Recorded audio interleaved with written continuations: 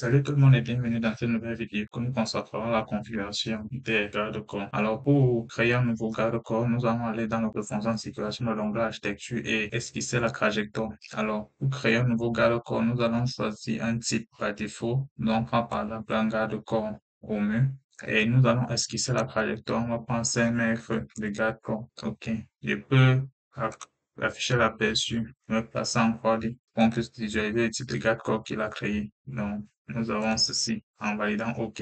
Donc, on voit notre garde-corps créé. Alors, je vais sélectionner, modifier et dupliquer le type pour créer un nouveau type de garde-corps. Je vais créer, par exemple, un garde-corps avec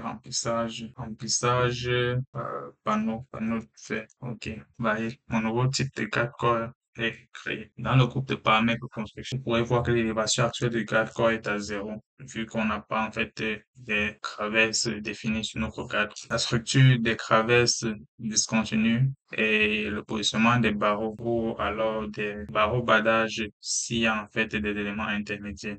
Décalage des barreaux 0, utilisation des réglages de hauteur de palier. Bon, on va aller rapidement dans le groupe de fonctions traverse haut. On va accepter le traverse haut et on va définir la hauteur à 0,9. Donc, on va conserver la hauteur et automatiquement la hauteur de notre garde corps change à 0,9. Et pour la main courante, actuellement, nous sommes à la main courante murale encastrée. Donc, ça veut dire que je vais la supprimer. Donc, en la supprimant, ensuite, on va configurer en fait notre structure de garde corps. Donc là, je vais aller structurer mes traverses. Je vais modifier, je vais créer trois traverses. Donc là, nous aurons une traverse 1.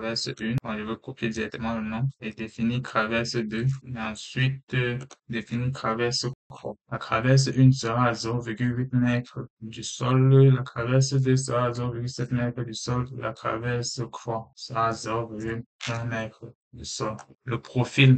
On va voir comment créer les types de profils. Donc, vous pourrez définir n'importe quel type de profil. L'essentiel, c'est que ça soit un profil main courant ou alors un profil type ou un profil micré. Donc là, je vais prendre un profil circulaire. Donc, c'est-à-dire un cercle de rayon 10 automatiquement. Ou alors, je peux prendre une main courante de carré. Et ici, en bas, je prends une main courante carré. Et là, je prends une main courante carré. Bon, le matériau, vous pouvez définir n'importe quel type de matériau. Il suffit juste de le sélectionner et on verra comment créer des nouveaux types de matériaux. Là, je peux sélectionner, je prends un matériau quelconque, je peux prendre l'aluminium ou autre. Bon, pour le moment, je ne vais rien définir, laisser les matériaux par défaut. Et après cela, il suffit d'appliquer et vous pourrez dérouler l'aperçu. Là, vous avez votre main courante, donc votre traverse haut. Et là, nous avons les trois traverses que j'ai créées. Donc, le premier à 0,1, le deuxième à 0,7 et le troisième à 0,8. Donc, ceci est de la structure des traverses déjà définie et on pourra valider. Maintenant, on va définir les barreaux, c'est-à-dire les traverses perpendiculaires à ceux qu'on vient de créer. Donc, on va modifier là.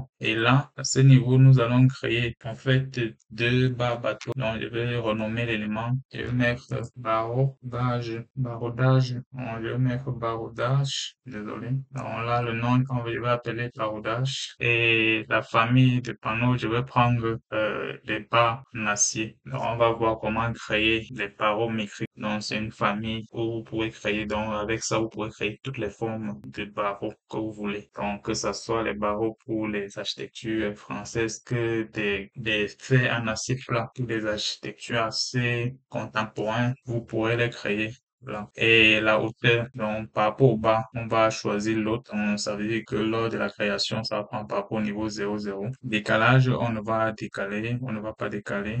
Et ici, le décalage par rapport au haut, je vais laisser. Et ici, ça sera pas par rapport au haut, je vais prendre l'élément de traverse haut, c'est-à-dire cet élément.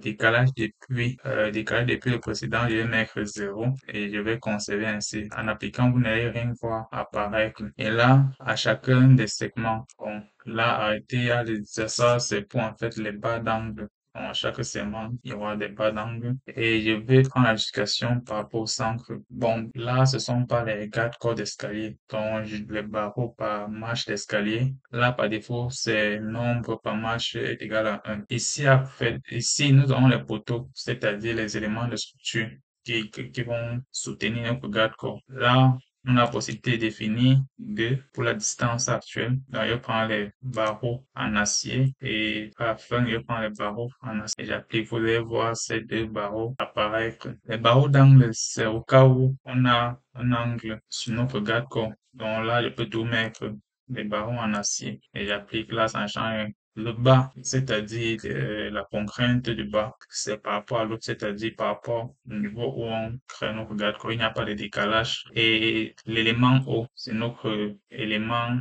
de traverse haut, c'est-à-dire notre main courante. Le décalage, on n'a pas défini de décalage. Cela signifie juste que si on avait mis un décalage, ça devait se décaler par rapport à l'élément. Par exemple, par rapport à l'élément haut, je peux décaler de 0,5 le premier élément, donc celui qui est en bleu. Lorsque j'applique, vous devez voir que ça va décaler vers le haut de 0,5. Donc, c'est en fait ça le décalage pour mieux visualiser. L'espace. Là, l'espace, c'est en fait les petits espaces qui sont faits au bord. Là, je vais changer, par exemple, je vais mettre 0,02 et essayer de mettre au moins 0,02. En appliquant, vous allez voir que l'espace au bord est tellement affiné. Donc, c'est presque l'axe des barreaux. Ainsi, ceci terminé, nous pourrons revenir ici, nous allons créer un nouveau barodage.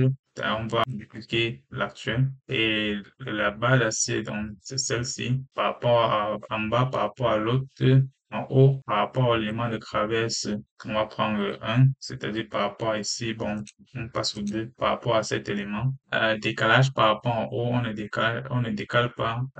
Décalage par rapport au bas, on va prendre plutôt par rapport au traverse croix, c'est-à-dire donc ça va quitter de là à ce niveau. Le décalage, distance depuis le précédent, on va prendre à 0,4 qui est en fait la moitié du panneau vitré qu'on va remplir avec. Donc, je vais prendre le deuxième famille de barreaux, panneaux vitrés. Et par rapport, le décalage par rapport au motif de feu, je prends 0,4 en fait pour s'ancrer les éléments. Donc, on va obtenir ceci. Donc, on a nos deux éléments créés et ensuite, on a nos là, je viens de créer une famille, un type de garde-corps. Donc là, je peux valider et appliquer. Et là, automatiquement, nous avons notre garde-corps créé. Alors, ce garde-corps que je viens de créer en partant d'une famille déjà existante, si je prends par exemple le tracé d'un garde-corps aller remplissage panneau de verre, vous allez voir que le garde-corps que j'ai créé est identique à cela. Donc, c'est ça. Bon, on peut dire presque identique à ce qu'on a créé. Donc là, on a vu en fait comment créer